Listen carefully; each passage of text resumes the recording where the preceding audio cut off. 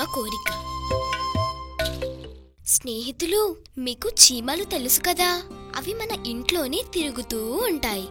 చీమల్లో 2 రంగుల చీమలున్నాయి. కొన్ని ఎర్రగా ఉంటాయి, కొన్ని నల్లగా ఉంటాయి. చీమ కుట్టిందంటాం, అదే కరవడం అంటే. ఎర్ర చీమలు కుడతాయి. కుట్టిందంటే అమ్మో మంట. దాని చిన్న నోట్లో ఏదో రసాయనం ఉంటుందట. అది తగిలి మనకు మంట పుడుతుంది. కానీ చీమల్ని చూసి మనం కొన్ని నేర్చుకోవాలి. అవి ఎప్పుడు వరుసగా కూనల్లో వెళ్ళినట్టు వెళుతూ ఉంటాయి. ఒకదాని వెనక ఒకటి వెళ్తాయే కానీ తోసుకోవడం, కొట్టుకోవడం ఉండదు. దానికి ఎవరు చెప్పారో చెప్పండి క్యూలో వెళ్ళమని? అన్నీ తెలిసిన మనం మాత్రం అలా వరుసల్లో వెళ్ళమన్నా వెళ్ళం. పైగా వాటికి ఆహారం నిల్వ చేసుకోవడం కూడా తెలుసు. బియ్యపు గింజలో చిన్న నూకలో దొరికితే అవి నోటికి కరుచుకొని తీసుకెళ్లి వాటి కన్నంలో దాచుకుంటాయి. చీమలు ఇంట్లోనే పుట్టి ఇంట్లోనే ఉండవు, బయట నుండే ఇంట్లోకి వస్తాయి. అసలు మీకు ఇంకో విషయం తెలుసా? మనం గుమ్మం ముందు ముగ్గు పెడతాం కదా, అది ఆనందానికో శుభానికో అనుకుంటాం. కానీ దాని వెనక ఉన్న కారణం ఏమిటంటే చీమలు లోపలికి రాకుండా ఉండాలని. ఇప్పుడైతే మనం రంగురంగుల ముగ్గులు పెడుతున్నాం, కానీ ముగ్గు అంటే బియ్యపు పిండితోనే పెట్టేవారు.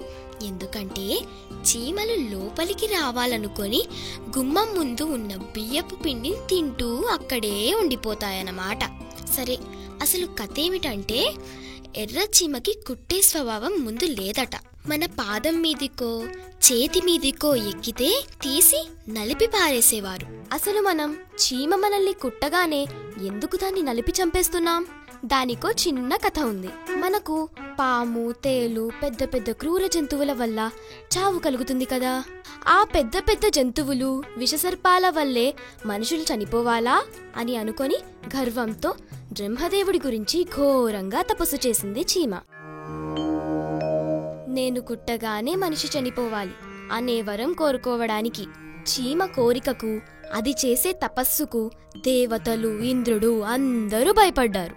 ఇంత చిన్న చీమ కుట్టగానే అంత పెద్ద మనిషి చనిపోయే వరాన్ని బ్రహ్మదేవుడు చీమకి అనుగ్రహిస్తే ఇక మానవ జాతి నశించిపోతుందని ఆలోచించి సరస్వతీదేవిని వేడుకున్నారు. మనం ఏదైనా మాట్లాడాలంటే మనకు నాలికే కదా ముఖ్యమైన అవయవం. అప్పుడు సరస్వతీదేవి చీమ నాలుక మీద కొన్ని అక్షరాలు పలకకుండా మాయ చేసింది. చీమ తపస్సుకి మెచ్చి బ్రహ్మదేవుడు ప్రత్యక్షమయ్యాడు. చీమ, ఏం కావాలో కోరుకో అన్నాడు. అప్పుడు చీమ కంగారు పడి నేను కుట్టగానే చనిపోవాలి అని కోరింది.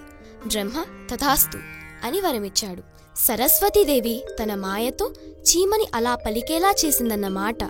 అందుకే మనల్ని చీమ కుట్టగానే వెంటనే మనం నలిపేస్తాం కదా, అప్పుడు చీమ చనిపోతుంది.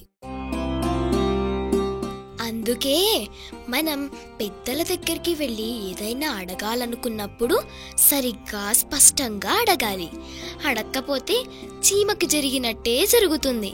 విన్నారు కదా, అది చీమ సంగతి.